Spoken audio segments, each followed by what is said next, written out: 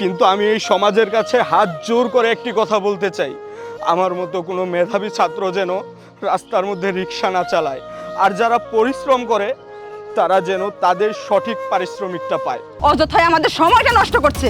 এই, তুই যদি বেশি বাড়াবাড়ি করিস না তাহলে তোর হাত পা ভেঙে দেবো, ছোট লোকের বাচ্চা। এই চল তো। আন্টি, আপনিও আমাকে থাপ্পড় মারলেন। এই রিক্সা যাবি? এই রিক্সা ডাকছি, কানে যায় না কথা? হ্যাঁ যাব। কোথায় যাবেন আপনারা? উত্তরে 17 নম্বর সেক্টরে। হ্যাঁ যাব, কিন্তু আপা একটা কথা, বাড়ার কথা কি কিছু বইলা নিতে হবে নাকি? ভাড়ার কথা কেন বলতে হবে? তোর ন্যায্য ভাড়া যেটা সেটাই দেওয়া হবে। এই রাস্তা দিয়ে রেগুলার যাতায়াত করতেছি, ভাড়া নিয়ে কোনো আটকাবে না। চল। আচ্ছা আপা চলেন, ওঠেন।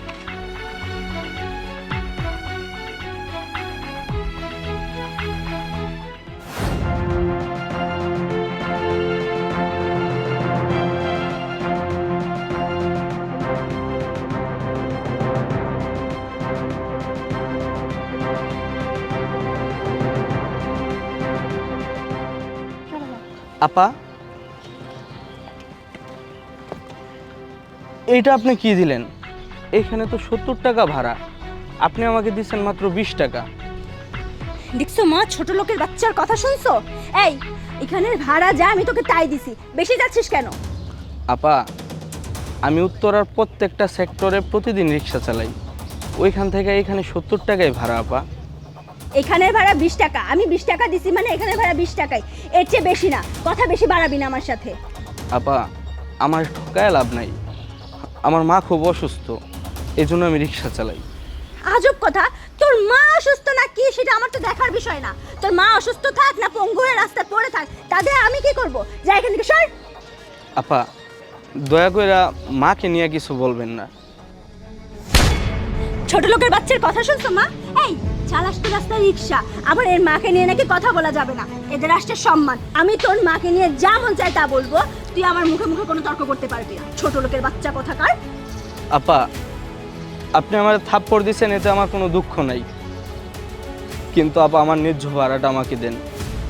আপনি যদি ন্যায্য ভাড়াটা না দেন তাহলে আমি আমার মায়ের চিকিৎসা করাতে পারবো না, ওষুধ কিনতে পারবো না। আর আমি যদি আমার মায়ের ওষুধ কিনতে না পারি, চিকিৎসা করাতে না পারি, তাহলে আমার মা বিনা চিকিৎসায় মারা যাবে। আন্টি, আপনি তো একজন মা, আপনি তো আমার কষ্টটা অবশ্যই বুঝতে পারতেছেন। আপনি আপনার মেয়েকে একটু বুঝায় বলেন না আমাকে যেন ন্যায্য ভাড়াটা দেয়। এই, আমার মেয়েকে কি বুঝাবে? হ্যাঁ, আমার মেয়েকে কি বুঝাবো? তোকে ভাড়া দিয়েছে, তুই ভাড়া নিয়ে যাবি। তুই মুখে মুখে কেন তর্ক করছিস? হ্যাঁ, অযথায় আমাদের সময়টা নষ্ট করছে। এই, তুই যদি বেশি বাড়াবাড়ি করিস না তাহলে তোর হাত পা ভেঙে দেবো, ছোট লোকের বাচ্চা। এই চল তো। আন্টি, আপনিও আমাকে থাপ্পড় মারলেন, আপনি তো একজন মা, আপনার তো আমার দুঃখটা বোঝার কথা।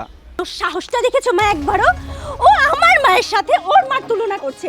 ওর মা রাস্তার ভিখারি থাকে বস্তিতে, আর আমার মাকে নিয়ে ওর মায়ের সাথে তুলনা করছে। এই, তোর মায়ের যোগ্যতা আছে আমার মায়ের জায়গায় যাওয়ার? তুই আমার মায়ের সাথে তোর মায়ের তুলনা করিস কোন হিসেবে? আপা, পৃথিবীর মধ্যে সব মাই সমান, মা তো মাই হয়। বেয়াদব, তুই আমার মুখে মুখে তর্ক করিস? মা, ও আমাদের সাথে তর্ক করছে, আমাদের সাথে বেয়াদবি করছে। মা, আমাকে একটা ফোন দাও তোমার এক্ষুনি, ওর একটা ভিত করাই লাগবে। হ্যাঁ, এক্ষুনি আমি তোর মামাকে ফোন দিব। তুই জানিস আমার ভাই এই এলাকার কে? আমার ভাই যদি এসব জানতে পারে তোকে তো রিক্সা শুদ্ধে উড়িয়ে দিবে। আমি এক্ষুনি ফোন দিচ্ছি। ভাই আসসালামু আলাইকুম। আপনি এই জায়গায় আর আপনি রিক্সা চালাইতেছেন? কি ব্যাপার? আপনাকে তো দেখে ভদ্র ঘরের ছেলে মনে হচ্ছে, আপনি কেন এই ফকিন্নির বাচ্চা রিক্সাওয়ালাকে হচ্ছে ভাই বলে ডাকছেন? আপু, আপনি কি ওনাকে চিনেন? উনি কে? মানে কে উনি? উনি জাহাঙ্গীরনগর ইউনিভার্সিটির একজন মেধাবী ছাত্র। কি বলছেন? সত্যি কি আপনি জাহাঙ্গীরনগর ইউনিভার্সিটির স্টুডেন্ট? হ্যাঁ আপু, তাহলে আপনি রিক্সা কেন চালাচ্ছেন? সবই আমার ভাগ্যের পরিণতি। আমি আমার গ্রামের মধ্যে 10 জন মেধাবী ছাত্রের মধ্যে একজন ছিলাম, কিন্তু আমার ভাগ্য খারাপ। এই জন্য আমার ইন্টার এক্সামের পর আমার বাবা মারা যায়, আর আমি জাহাঙ্গীরনগর ইউনিভার্সিটিতে চান্স পাই, কিন্তু টাকা পয়সার জন্য আমি পড়াশোনা করতে পারছি না। এর মধ্যে আমার মাও অসুস্থ হয়ে গিয়েছে। মায়ের চিকিৎসার টাকার জন্য আমি পথে পথে রিক্সা চালাই আর পড়াশোনা করি। আর দেখেন আমার ভাগ্য কি খারাপ, আমি একজন মেধাবী ছাত্র হয়ে রিক্সা চালিয়ে আমি ন্যায্য ভাড়া পাচ্ছি না। শুধু আমার ভাগ্য নয়, আমার মতো হাজারো মেধাবী ছাত্র আছে যারা টাকা পয়সার জন্য পড়াশোনা করতে পারছে না, তার মা বাবা চিকিৎসার অভাবে মারা যাচ্ছে। আপু, আপনাদের দোষ না, মা আপনারও দোষ না। আপনারা সমাজ থেকে যা শিখেছেন, যা দেখতেছেন, তাই তো আপনারা করবেন। কিন্তু আপনারা একটিবারের জন্য চিন্তা করেন না যারা রিক্সা চালায়, যারা পথে পথে কাজ করে, তারা কেন কাজ করে? কোনো কাজই ছোট নয়। মানুষ কাজ করে জীবিকা অর্জনের জন্য। সে হতে পারে শিক্ষিত, হতে পারে অশিক্ষিত, কিন্তু কাজের মূল্যায়ন করাটা প্রত্যেকটা মানুষের জন্য প্রয়োজন। আজকে আমি আমার মাথার ঘাম পায়ে ফেলে অর্থ উপার্জন করছি, আমার নিজের জন্য না, আমার মায়ের জন্য। আমার মতো হাজার হাজার ছেলে আছে যারা পথে পথে ঘুরছে, রিক্সা চালাচ্ছে।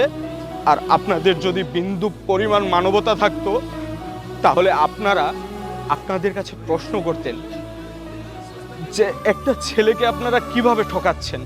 যেখানে 70 টাকা ভাড়া, সেখানে আপনারা 20 টাকা ভাড়া দিচ্ছেন, কিন্তু রেস্টুরেন্টে গিয়ে আপনারা হাজার হাজার টাকা নষ্ট করতেছেন। সবই আমাদের কপাল। যাই হোক আপু, আপনারা আমাকে ন্যায্য ভাড়া দেন নাই, আপনারা আমার মায়ের সম্বন্ধে খারাপ কথা বলেছেন, আমার কোনো দুঃখ নেই। কিন্তু আমি এই সমাজের কাছে হাত জোর করে একটি কথা বলতে চাই, আমার মতো কোনো মেধাবী ছাত্র যেন রাস্তার মধ্যে রিক্সা না চালায়। আর যারা পরিশ্রম করে, তারা যেন তাদের সঠিক পারিশ্রমিকটা পায়। আসলে ভাইয়া, আমি আপনার সাথে যে ব্যবহারটা করেছি, এটা করা আমার একদমই ঠিক হয়নি। আমি আপনার সাথে খুব রুড একটা ব্যবহার করে ফেলেছি। প্লিজ আমার কথা কিছু মনে করবেন না, আই এম সরি। যাই হোক ভাইয়া, এই যে নেন, আপনি 1000 টাকা রাখেন। আপনি যাওয়ার সময় আপনার মার জন্য কিছু ফল আর ওষুধ কিনে নিয়ে যাবেন। আপু, আমি যদি মানুষের কাছ থেকে দয়া ভিক্ষা করতাম, তাহলে আমি রিক্সা চালাতাম না। আমার যে ন্যায্য ভাড়াটা আছে, আপনি আমাকে সেটাই দেন। জি ভাইয়া। ধন্যবাদ আপু। বাসো। ভাইয়া যাও তো।